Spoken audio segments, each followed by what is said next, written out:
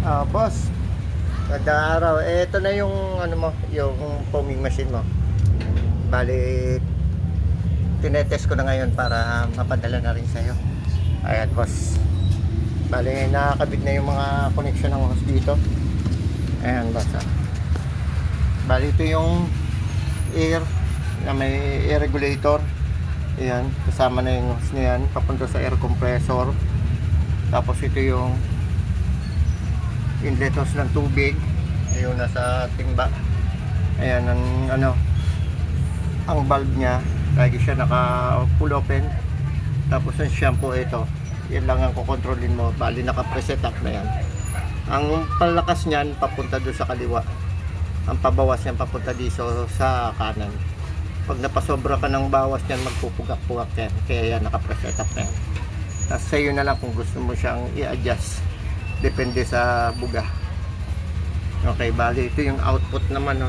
Ayan, kasama na yan ang cell. Ayan, boss.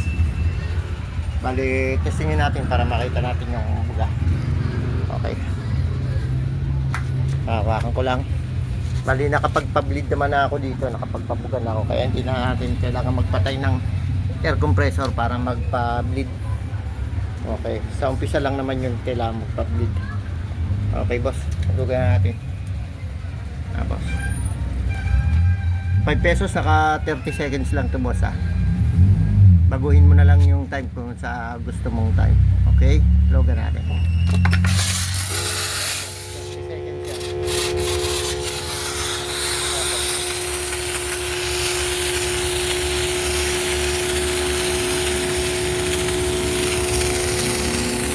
Tapos yan ang ganyan, napakakapit.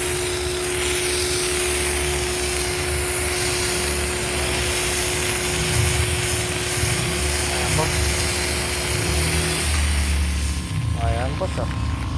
Okay, isa pa para makakita mo pa ulit. Lugat pa natin ang isa. Kaya sandali lang, kinukuha ko yung bag.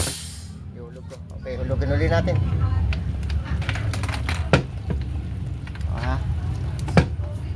Isa pa.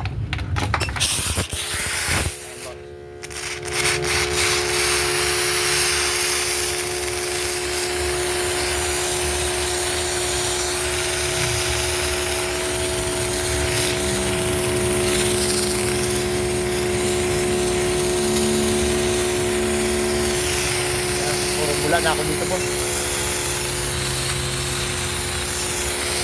Ayan. Ayan. Alright, boss. Okay. Okay na yung machine mo. Ayan. Alright. Thank you.